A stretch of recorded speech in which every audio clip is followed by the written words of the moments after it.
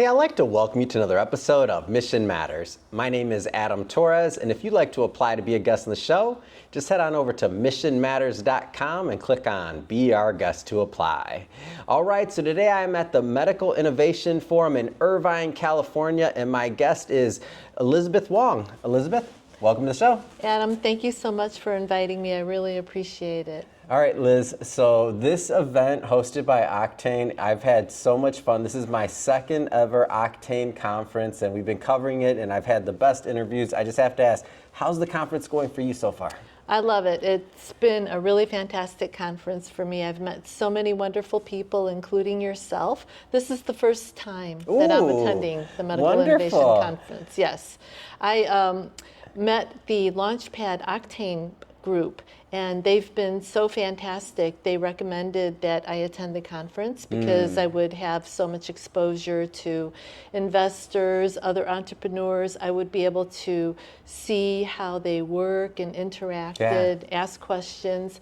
So they were correct. It was a good experience so far, and I've really enjoyed myself. Now, I've been to a lot of conferences, and I so far as I've been to these conferences, I've talked to people that have been here since like the 15, 20 years. They've been since Octane's been around, I think 20 years or so. I've talked to people that they've been there 4 or 5 years. Myself, 2 conferences, and now you're on your first one. So I'm interested, now that you're kind of on the other side of that, why would you tell other founders, like now that you're starting to experience it, why do you think other founders, why do you think they would attend? What would you tell them? So what I would tell them is that it gives people a very good idea of what is expected of you when you reach those upper levels, when you make it to the stage and you actually give a formal presentation of your company to prospective investors and audience members. And they've been so inspirational. I just can't believe how smart these people are. The companies that they have created from nothing, it's just really amazing, and I'm really impressed by all of them. What has been one of your favorite parts of the events? It could have been one of the event, the pitch competition, could be anything. What's been one of your favorite parts so far? For me, the pitch competitions have been They're amazing, aren't they? They are amazing. I really enjoyed that, and that's because eventually I aspire to be able to present my company to investors as well as they have. I was speaking with some of the entrepreneurs afterwards, obviously, and I was asking them how many times they had to practice their presentations, how long it took them to put it together, how did they get to the point where they were able to give the presentation on stage. And the backstories are actually very inspirational. Interesting. And so talk a little bit about your company.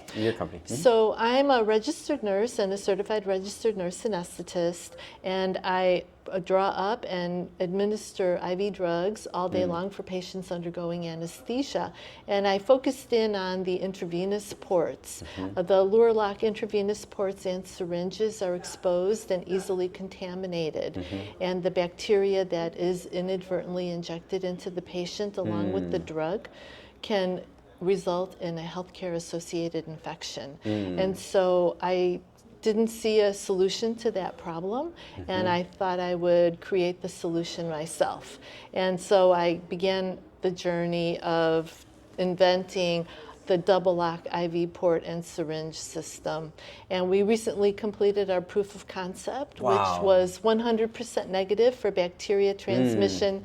How do you feel? That's amazing. Oh, let me tell you, the best part about speaking with some of the people is to be able to say that we completed our proof of concept. Wow. I know. That's gotta feel amazing. Yeah, it is for me, definitely, because it's been a long journey, and it was very difficult because I don't do, be a founder and CEO for a living per se.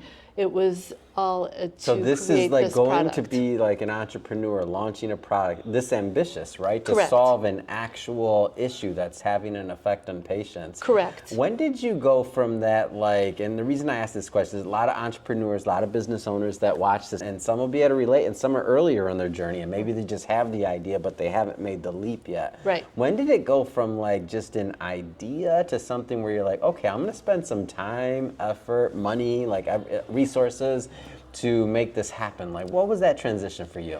So the transition took place when we received our patent. Wow. So that it was a 7-year process from researching the idea to filing a patent, and we wanted to obtain a patent first to make sure that the idea was novel. Nobody else had had invented it before us. And when we obtained the patent, that's when it went from being just an idea to, okay, now we have this piece of paper that legitimizes our idea. And so now we can go forward and actually develop it. And so that's when we made that transition. Amazing. So talk a little bit about the plans for the company going next.